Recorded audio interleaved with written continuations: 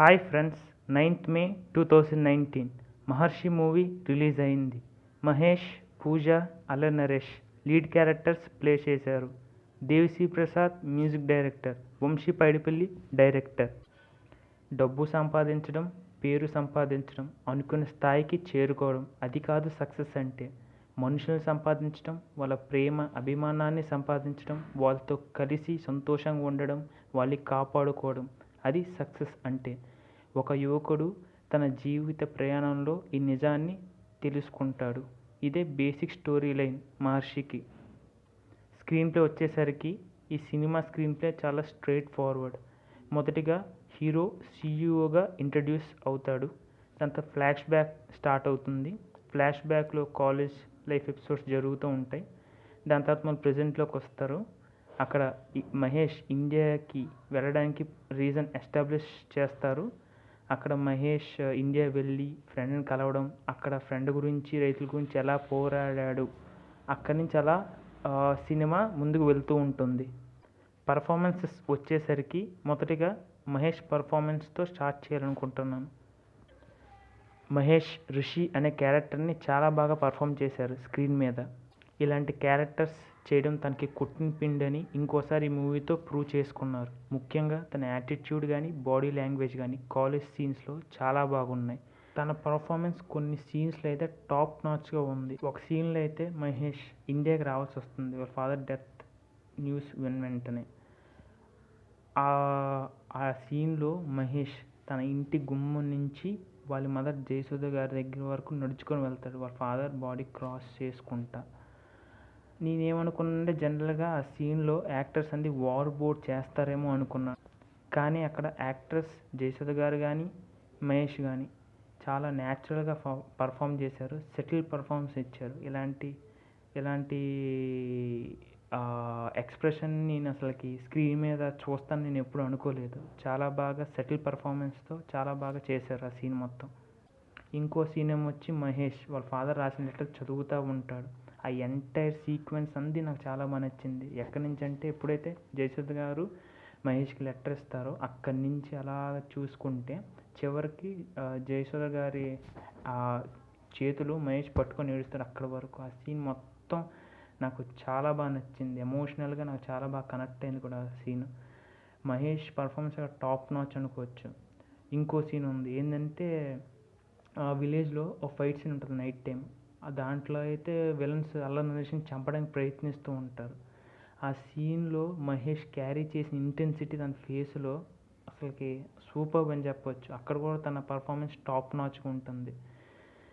మళ్ళీ ఇంకో పాట ఇదే కదా నీ కథ లాస్ట్ సాంగ్లో అంటే క్లైమాక్స్ సాంగ్ ఇది. దాంట్లో కూడా తను మెయింటైన్ చేసిన ఇంటెన్సిటీ కళ్ళల్లో చాలా బాగుంటుంది. ఇలా చెప్పాలంటే చాలా ఉన్నాయి సీన్స్, కానీ ముఖ్యంగా ఈ 3 సీన్లు నాకు చాలా బాగా నచ్చినవి సినిమాలో మహేష్ బాబు పర్ఫార్మెన్స్ పరంగా. నెక్స్ట్ నేను పూజ గురించి మాట్లాడాలనుకుంటున్నాను. పూజకి ఈ సినిమాలో స్క్రీన్ టైము తక్కువే, పర్ఫార్మెన్స్ స్కోప్ కూడా చాలా తక్కువే.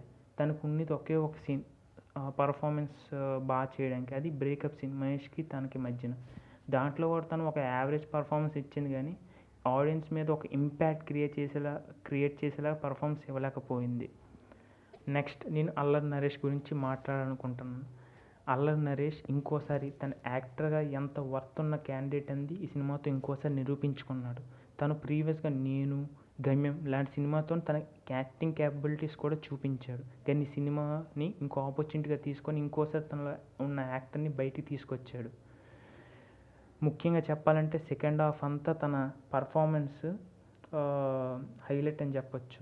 ముఖ్యంగా అయితే ఆ నైట్ ఫైట్ సీన్లోన తన చూపించిన ఆ ఫేషియల్ ఎక్స్ప్రెషన్స్ కానీ, ఆ సాడ్ ఎక్స్ప్రెషన్స్ కానీ highlight, one of the highlight అనమాట. సినిమా చూసాక ఈ ముగ్గురు క్యారెక్టర్స్ గురించి నేను చెప్పాలంటే మహేష్, అల్లరి నరేష్ పర్ఫార్మెన్స్ గురించే ఎక్కువగా చెప్పాలనుకున్నాను. కాకపోతే పూజ ఈ సినిమాలో లీడ్ హీరోయిన్ కాబట్టి చెప్పక తప్పలేదు.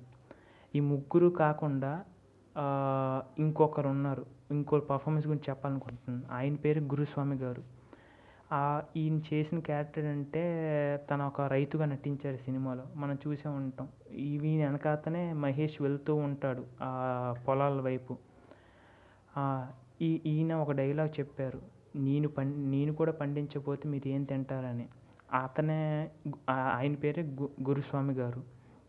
ఆయన పర్ఫార్మెన్స్ చాలా బాగా నచ్చింది ఈ సినిమాలో. మహేష్ అల్నరేష్ తర్వాత నాకు నచ్చిన పర్ఫార్మెన్స్ అంటే ఈయనదే. ఆ డైలాగ్ చెప్పినప్పుడైతే నేను థియేటర్లో క్లాప్లు కొట్టి విజిల్ కొట్టిన చేసిన సందడి ఎంత అంతా కాదు. నేనే కాదు, అక్కడ ఉన్న ఆడియన్స్ అందరూ క్లాప్స్ కొట్టడం విజిల్స్ వేయడమే చేశారు ఈ డైలాగ్ వస్తున్నప్పుడు. సెకండ్ హాఫ్లో మేజర్ పోర్షన్ ఈయన ప్రెజెన్స్ ఉంది కాబట్టి తన పర్ఫార్మెన్స్ స్కోప్ కూడా కొంచెం ఎక్కువే అని చెప్పుకోవచ్చు మిగతా క్యారెక్టర్ ఆర్టిస్ట్తో కంపేర్ చేసుకుంటే. దాంట్లో తను టాప్ నాచ్ పర్ఫార్మెన్స్ ఇచ్చారు. ఇంకో మాట చెప్పాలంటే సినిమాని ఒక నెక్స్ట్ లెవెల్కి తీసుకెళ్లారని కూడా చెప్పొచ్చు. రావు రమేష్ కానీ, రాజీవ్ కనకాల కానీ, జగత్ బాబు గారు కానీ, ఇలా అందరూ వాళ్ళ ఇచ్చిన క్యారెక్టర్లో చాలా బాగా పర్ఫామ్ చేశారు. ఒక సీన్ అని చెప్పలేము, ఎందుకంటే వాళ్ళకి ఇచ్చిన స్కోప్ కానీ చాలా తక్కువ స్క్రీన్ మీద. సో పర్టికులర్గా ఈ సీన్ ఆ సీన్ నేను చెప్పలేకపోతున్నాను. నెక్స్ట్ నేను పాటల గురించి మాట్లాడాలనుకుంటున్నాను. ఒక విషయంలో నేను చాలా హ్యాపీ, ఎందుకంటే నేను ప్రీవియస్గా మహర్షి ఆల్బమ్ మీద ఒక రివ్యూ వీడియో చేశాను, అది నా ఛానల్లో ఉంది. ఆ ఆల్బంలో ఎవరెస్ట్ అంచున సాంగ్ ఒకటి ఉంటుంది. అది ఏ సిట్యువేషన్లో ఎప్పుడు వస్తుందని క్లియర్గా ఎక్స్ప్లెయిన్ చేసిన మహర్షి ఆల్బమ్ రివ్యూ వీడియోలో. సేమ్ ఎగ్జాక్ట్గా సినిమాలో కూడా అదే సిట్యువేషన్లో ఆ సాంగ్ పడింది. నాకు అక్కడ వరకే నాకు చాలా బాగా హ్యాపీగా అనిపించింది. ఇంకోటి, ఆ సాంగ్ స్క్రీన్ మీద అంత చూడడానికి ఏం బాగోలేదు, ఎందుకంటే ఆ డ్రెస్సెస్ కానీ అంతా కళ్ళుకి గ్లేర్ కొట్టే విధంగా ఉన్నాయి, అంత పెద్దగా బాగోలేదు చూడడానికి when compare to other songs in the movie అనమాట. నెక్స్ట్ పదరా పదరా, ఇదే కదా నీ కథ. ఆ సాంగ్స్ అయితే ఆఫ్ స్క్రీన్ మీద ఆన్ స్క్రీన్ మీద చాలా బాగున్నాయి. నువ్వని ఇది నీదని, ఈ సాంగ్ ఇంటర్వెల్ ముందు వస్తూ ఉంటుంది. ఈ సాంగ్ ఎమోషన్ అలా లిఫ్ట్ చేసిందని చెప్పొచ్చు. ఇంటర్వల్ ఇంపాక్ట్ ఇంకా పెంచింది ఆడియన్స్ మీద ఈ సాంగ్ వల్ల. నెక్స్ట్ చోటీ చోటీ బాతే, ఇది ఒక క్యాజువల్ సాంగ్లా తీశారు. ఇది పెద్దగా ఇంపాక్ట్ చేయలేదు ఆడియన్స్ మీద, అది కన్ఫర్మ్గా చెప్పొచ్చు. ఎలాగంటే పదరా పదరా, ఇదే కదా నీ కదా, నువ్వని ఇది నీదని, ఇవి ఎంతైతే సాంగ్ ఆడియన్స్ మీద ఇంపాక్ట్ క్రియేట్ చేసాయో, చోటీ చోటీ బాతే ఆ ఇంపాక్ట్ క్రియేట్ చేయలేకపోయింది అనమాట. ఒక క్యాజువల్ సాంగ్లా మిగిలిపోయింది లాస్ట్కి. నువ్వే సమస్తం సాంగ్ అయితే డైరెక్టర్ జస్ట్ సీఈఓ లైఫ్ స్టైల్ని చూపించడానికి ఎక్కువగా యూస్ చేసుకున్నారు. ఎలాగంటే యాచర్స్ కానీ చాపర్స్ కానీ అలా అనమాట. ఫిరిషురు, ఇది ఇంకో సాంగ్, కథని ముందుకు తీసుకెళ్ళడానికి ఈ సాంగ్ని వాడుకున్నారు మిగతా సాంగ్ లాగానే. ఇంకోటి పాలపెట్ట అనే సాంగ్ ఉంది, అదే మహేష్ పూజ మధ్యన ఉన్న ఒక మంచి డ్యూయెట్. ఉన్నవి రెండు, ఎవరెస్ట్ అంచున పాలపెట్ట, కానీ ఇది ఒక మంచి డ్యూయెట్. ఎవరెస్ట్ అంచున చాలా బెటర్ ఈ పాలపెట్ట సాంగ్. ఈ సాంగ్లో మహేష్ పూజ డ్రెస్సింగ్స్ నాకు చాలా బాగా నచ్చాయి. ఇంకా బ్యాక్గ్రౌండ్ స్కోర్కి వచ్చేస్తే దేవిశ్రీ ప్రసాద్ యావరేజ్కి ఇచ్చారని చెప్పొచ్చు. చాలా సీన్స్ ఉన్నాయి ఈ సినిమాలో, ఎక్స్ట్రాడినరీగా బ్యాక్గ్రౌండ్ స్కోర్ ఇస్తే ఆ సీన్స్ అసలుకి స్క్రీన్ మీద చూడడానికి ముచ్చటగా ఉంటాయి, కానీ దేవి ఎక్స్పెక్టేషన్స్కి రీచ్ అవ్వలేదని చెప్పాలి. కానీ ఒక విషయం అయితే చెప్తున్నాను, అట్లీస్ట్ రీచ్ అవ్వకపోయినా ఆ మూడుని కానీ ఆ సీన్ కానీ పాడు చేయలేదు, అది కన్ఫామ్. మహేష్కి వాళ్ళ ఫాదర్ అంటే ప్రకాష్ రాజ్ గారికి మధ్యన జరిగే సీన్స్లో ఒక పెక్యులర్ బ్యాక్గ్రౌండ్ స్కోర్ వస్తుంది. ఎప్పుడు వాళ్ళిద్దరి మధ్యన ఫ్రేమ్ పెట్టినా సరే ఒక పెక్యులర్ బ్యాక్గ్రౌండ్ స్కోర్ వస్తుంది, అది నాకు చాలా బాగా నచ్చింది. మొత్తం ఎంటైర్ మూవీలో నాకు నచ్చింది మాత్రం అదే బ్యాక్గ్రౌండ్ స్కోర్. నెక్స్ట్ డైరెక్టర్ దగ్గరికి వచ్చేస్తే వంశీ పైడిపల్లి. ఒకటైతే చెప్పొచ్చు, తను చాలా సాహసం చేశాడని చెప్పాలి. ఎందుకంటే ఒక స్టార్ హీరోని పెట్టుకొని స్టోరీని ఒక మ్యూజికల్ నరేషన్గా చెప్పడం అనేది మామూలు విషయం కాదు. ఈ మధ్యన వచ్చే సినిమాల్లో అంటే తెలుగు సినిమాలు నేను ఎప్పుడు చూడలేదు ఇలా musical narrative story driven film, ఒక స్టార్ హీరోతో, అది కూడా. ఎందుకంటే నేను చెప్పడానికి కారణం ఏంటంటే ఇంటర్వెల్ ఒక సాంగ్తో ఎండ్ అయింది, అది నువ్వని ఇది నీదని. ఈవెన్ క్లైమాక్స్ కూడా సాంగ్తోనే ఎండ్ అయింది, ఇదే కదా నీ కదా. Promotional ఇంటర్వ్యూస్లో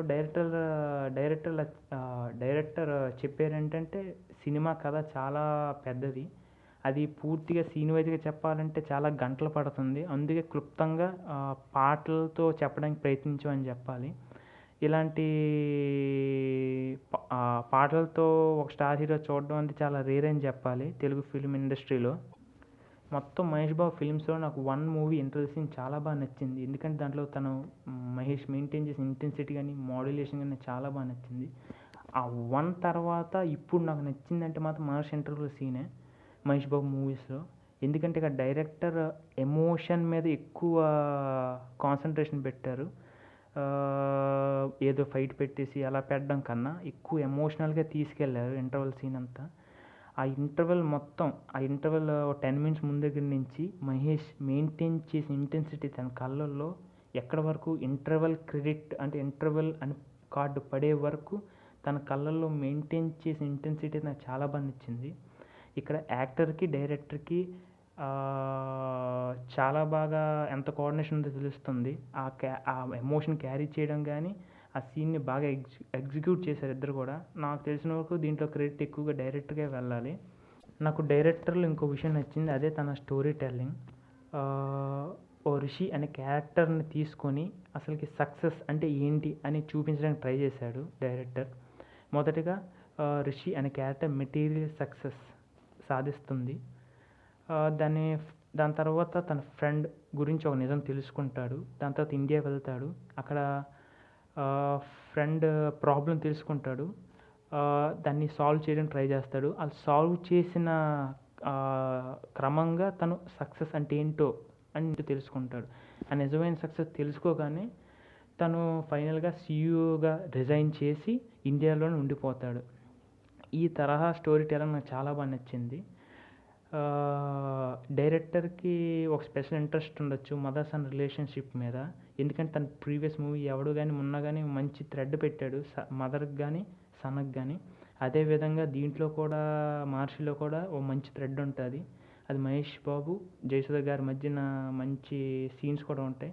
for example Mahesh Jayasudha గారు రాగానే కార్ డోర్ తీస్తాడు. తన బాడీగార్డ్ తీయబోతాడు కానీ తన బాడీగార్డ్ని ఆపి తను తీస్తాడు. ఈ సీన్ పడగానే థియేటర్లో విజిల్తో మోత మూగిపోయిన థియేటర్ అంత బాగా నచ్చింది ఈ సీన్ నాకు. నెక్స్ట్ డైలాగ్స్ వచ్చేసరికి ఈ సినిమా అన్ని డైలాగ్స్ చాలా బాగున్నాయని చెప్పాలి. కొన్ని డైలాగ్స్ అయితే success is not a destination, it's a journey. ప్రతి ఒక్కరికి తన బలం ఉంటుంది. నీ బలం ఏంటో తెలుసుకో, దాన్ని నమ్మకంగా మలుచుకుంటాం అని ఒక డైలాగ్ ఉంటుంది. కరెక్ట్గా చెప్పలేకపోయినా అది ఓవరాల్గా మీకు ఐడియా వస్తుంది అనుకుంటా. ఇంకో డైలాగ్ ఉంటుంది, గురుస్వామి గారు చెప్తారు, నేను కూడా పండించకపోతే మీరేం తింటారయ్యా అని.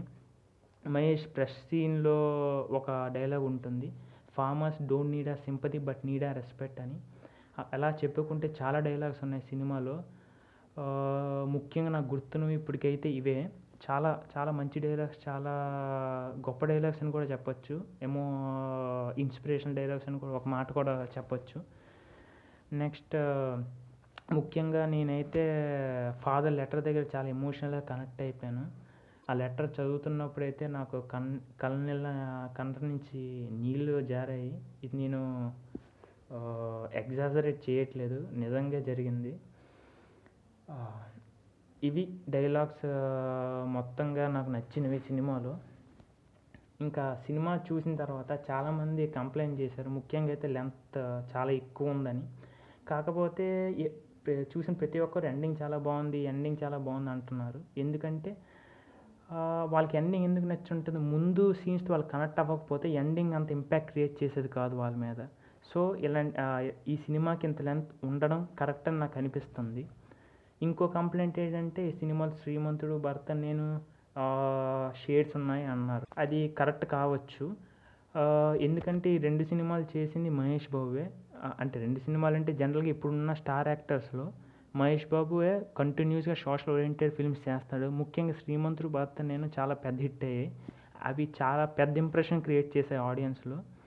అందుకే మనం ఈ సినిమా చూస్తున్నప్పుడు త్వరగా రిలేట్ అవ్వగలిగాం. బట్ మహేష్ కూడా ఒక సినిమా చేశాడు, స్పైడర్ అనే సినిమా చేశాడు. దానికి కూడా అండర్లైన్ మెసేజ్ ఉంటుంది, we have to like others and share love అని. ఇది పెద్దగా హిట్ అవ్వలేదు, అంటే ఫ్లాప్ అయింది. ఇంప్రెషన్ కూడా క్రియేట్ చేయలేదు ఆడియన్స్ మీద. అందుకే మహర్షి చూసినప్పుడు ఈ సినిమాతో మనం రిలేట్ అవ్వలేకపోయాం. నేనేం చెప్పాలనుకుంటానంటే ఈ జనరల్గా 2 చాలా పెద్ద హిట్ అయ్యాయి, ఇంప్రెషన్ మన మీద ఉంది కాబట్టి ఇది మైండ్లో పెట్టుకొని మనం సినిమా చూసాం కాబట్టి త్వరగా రిలేట్ అయ్యగలిగాం. జనరల్గా ఇంప్రెషన్ అందు కానీ ఫ్రెష్ మైండ్తో ఒక ఫ్రెష్ హార్ట్తో కానీ సినిమా చూసుంటే మనకి ఇంకొంచెం బెటర్గా ఫీల్ అయ్యేవాళ్ళేమో సినిమా గురించి. ఈ శ్రీమంతుడి భర్త నేను వచ్చేది కాదు మైండ్లో అన్న ఇది జస్ట్ నా ఒపీనియన్ మాత్రమే. ఓవరాల్గా అయితే ఫిలిం ఒక మంచి మెసేజ్ కూడా, సోషల్ మెసేజ్ కూడా ఉంది. నాకేమనిపించిందంటే సినిమా చూడగానే ఇది semi biopic of a character Rishi అనిపించింది.